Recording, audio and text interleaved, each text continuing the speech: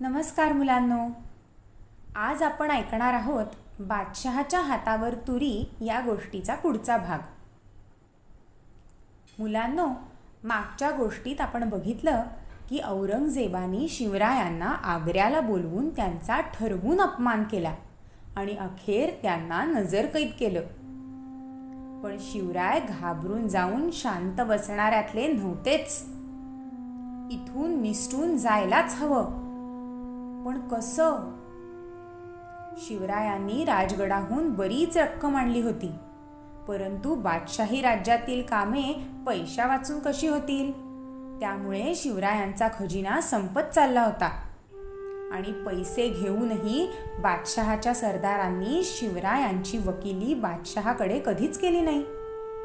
आता जर या कैदेतून सुटायचं असेल तर पैशांची गरज होती. तेव्हा शिवरायांनी रामसिंगकडे काही रक्कम उसनी मागितली. ही रक्कम होती 66,000 रुपये आणि रामसिंगने एवढी सगळी रक्कम शिवरायांपुढे आणून ठेवली. शिवरायांनीही राजगडाच्या खजिन्यातून सर्व रक्कम परस्पर मिर्झा राजांकडे जमा होईल याची सोय केली. आता शिवरायांनी एक योजना आखली. त्यांनी फुलाद खानाला सांगून धार्मिक कारणास्तव अनेकांना मिठाई आणि नजराणे द्यायला सुरुवात केली. आग्र्यातल्या मोठमोठ्या लोकांना, बड्या व्यापाऱ्यांना ही मिठाई आणि नजराणे जाऊ लागले. हळूहळू मिठाईचे पेटारे आले. हे पेटारे अतिशय बळकट होते आणि त्यांची रवानगी मोठमोठ्या अमीर उमरांकडे होऊ लागली. हे बरेच दिवस चालू होते आणि मग शिवरायांच्या योजनेतील पुढचा टप्पा म्हणजे सर्वांची अशी समजूत करून देण्यात आली की शिवरायांची तब्येत अचानक बिघडली आहे.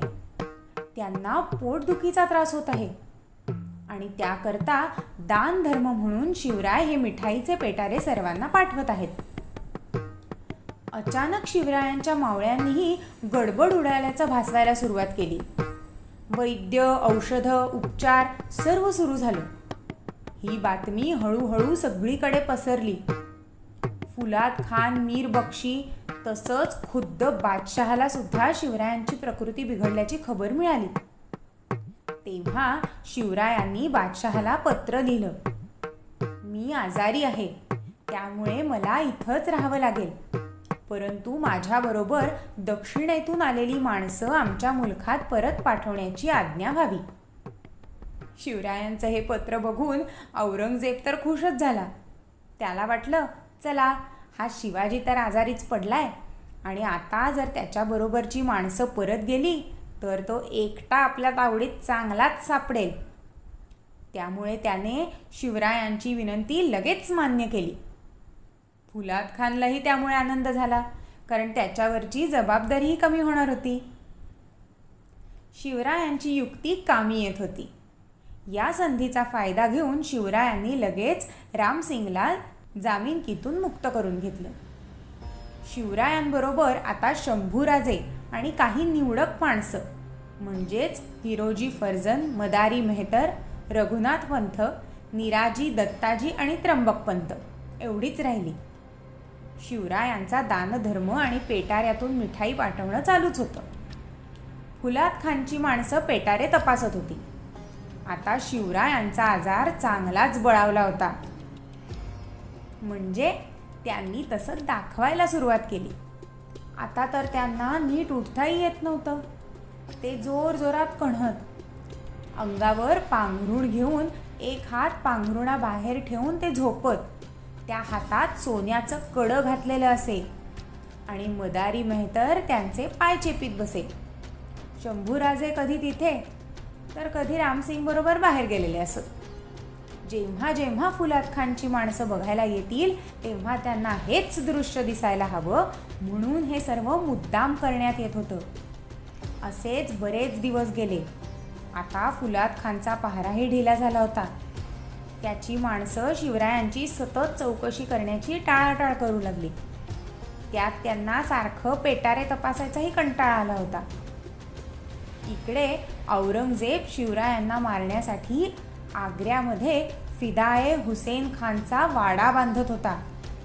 वाडा बांधून झाला की शिवाजीला तिथेच डांबायचं आणि ठार मारून तिथेच पुरायचं असा त्याचा बेत होता.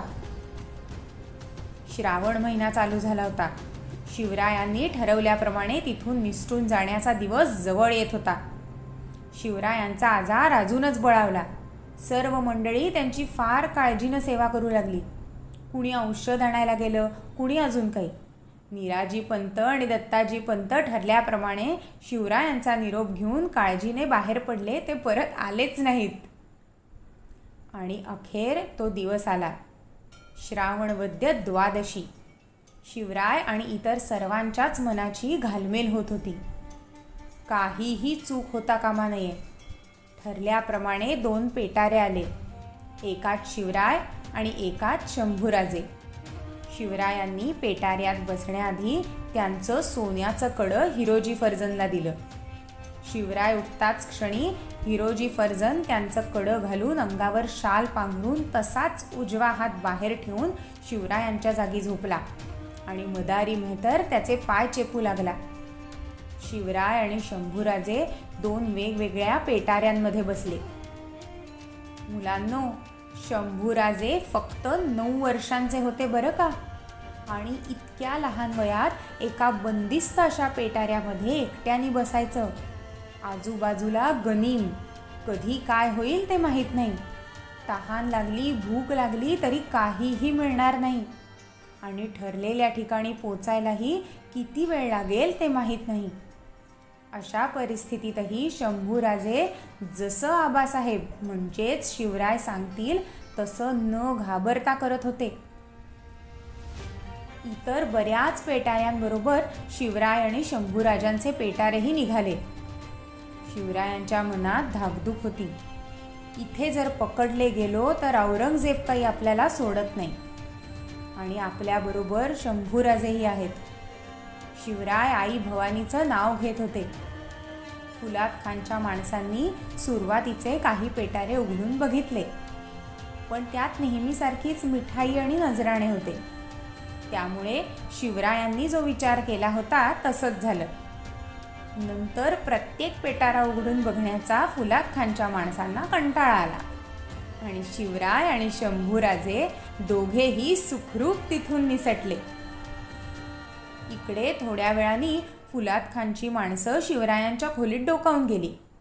तेव्हा त्यांना शिवराय डोक्यावर पांघरून घेऊन झोपले आहेत आणि मदारी मेहतर त्यांचे पाय चेपतोय हेच दृश्य दिसलं आणि त्यांनी फुलाद खानला तसं कळवलं.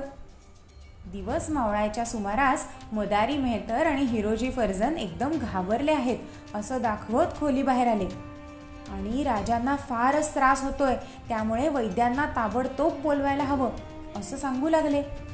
फुलाद खानच्या माणसांनी आत डोकावून पाहिलं तर राजे पांघरून घेऊन झोपलेले दिसले.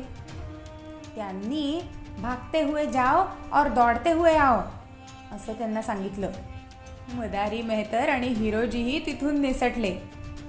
इकडे फुलाद खानला त्याच्या माणसांनी राजांची तब्येत खूप बिघडली असल्याचं सांगितलं. फुलाद खान खुशच झाला. थोड्या वेळाने तो शिवरायांच्या खोलीत आला आणि चादर बाजूला करून त्यांची विचारपूस करायला गेला तर काय, चादरी खाली उशा ठेवलेल्या आणि महाराज तर गायबच. राजे पळून गेले हे बघून फुलाद खानच्या पायाखालची जमीनच सरकली. आता आपली काही खैर नाही. बादशहाला हे कसं सांगायचं या विचाराने त्याला घाम फुटला. पण करणार काय, सांगायला तर हवंच. सिवा भाग गया हे कळताच बादशहाच्या तळपायाची आग मस्तकात गेली. त्याला काय करावं ते सुचेना. इतका कडा पहारा असताना देखील शिवाजी पळून गेला ही बादशहासाठी मोठी नामुष्कीची गोष्ट होती. त्याचा नुसता जळफळाट होत होता. इकडे शिवराय आणि शंभूराजे ठरलेल्या ठिकाणी येऊन पोहोचले. तिथे निराजी पंत आणि इतर मंडळी हजरच होती. शिवराय आणि शंभूराजांसाठी 2 घोडेही तयार होते. दोघेही घोड्यावर स्वार झाले. काही मंडळी पेटाऱ्यांची विल्हेवाट लावायला मागे थांबली. आणि राजांचे घोडे मथुरेच्या दिशेने निघाले. आग्र्याहून थेट दक्षिणेकडे निघायचे नाही हे मुद्दामच ठरवलं होतं, कारण पाठलाग होण्याची दाट शक्यता होती.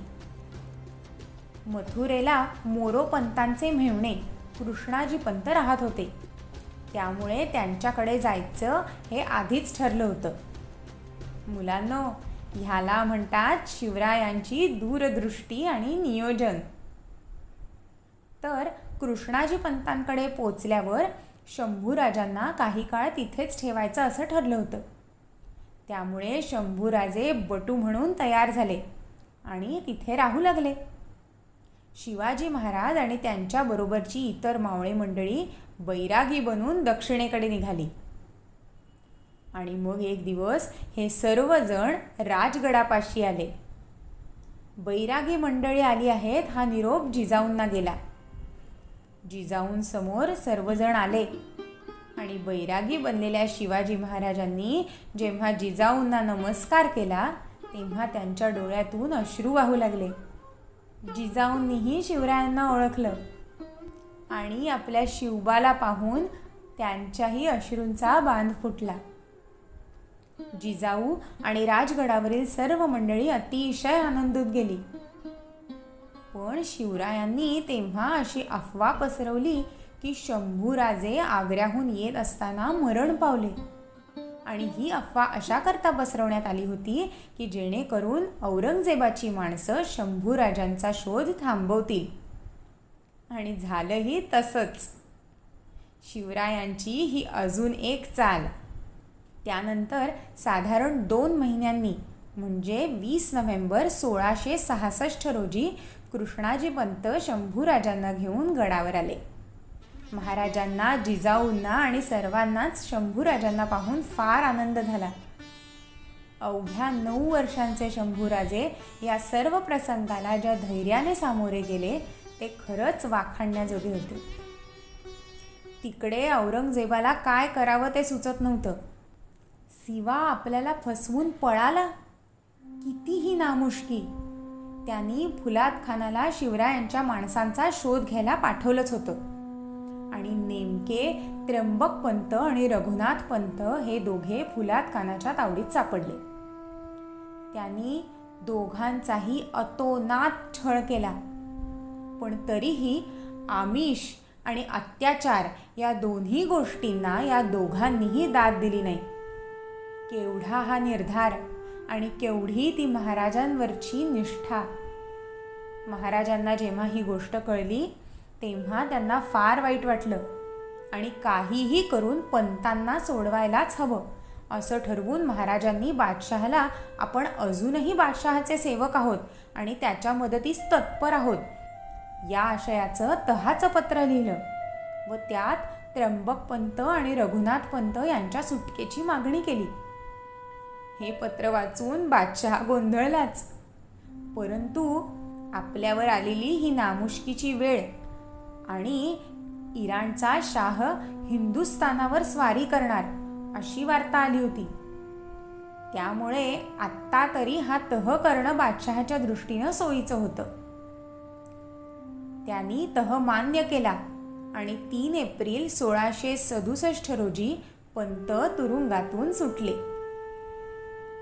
पंतांप्रमाणेच बादशहाने प्रतिशिवाजी म्हणून ओळखल्या जाणाऱ्या नेताजी पालकर यांनाही फसवून कैद केलं होतं.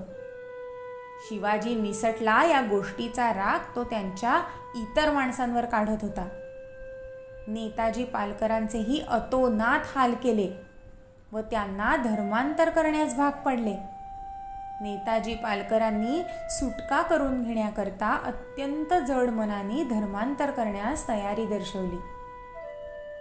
मुलांनो, बघितलंत ना, महाराष्ट्रापासून इतक्या दूर आग्र्याला औरंगजेबासारख्या क्रूर बादशहाच्या नजरकैदेतून शिवरायांनी शंभूराजे, इतर माणसं, सैन्य सर्वांना सुखरूप आपल्या राज्यात परत आणलं. शिवरायांची दूरदृष्टी, धैर्य, युक्ती आणि तसंच त्यांच्या माणसांची राजावर असलेली निष्ठा हे सगळंच आपल्याला यात बघायला मिळतं. आग्र्याहून सुटका तर झाली, पण पुरंदरच्या तहात स्वराज्यातले 23 किल्ले गेले होते. जे गेलं आहे ते परत मिळवायचंच हा निश्चय महाराजांच्या मनात दृढ होता. परंतु स्वराज्यासाठी मागे घेतलेलं हे पाऊल पुन्हा पुढे टाकण्याकरता महाराजांना काही काळ वाट बघावी लागणार होती. पुढे काय झालं ते ऐकण्याकरता सबस्क्राईब करा छोट्यांच्या गोष्टी बाय पूजा अँड प्राची आपल्या चॅनलला. अच्छा,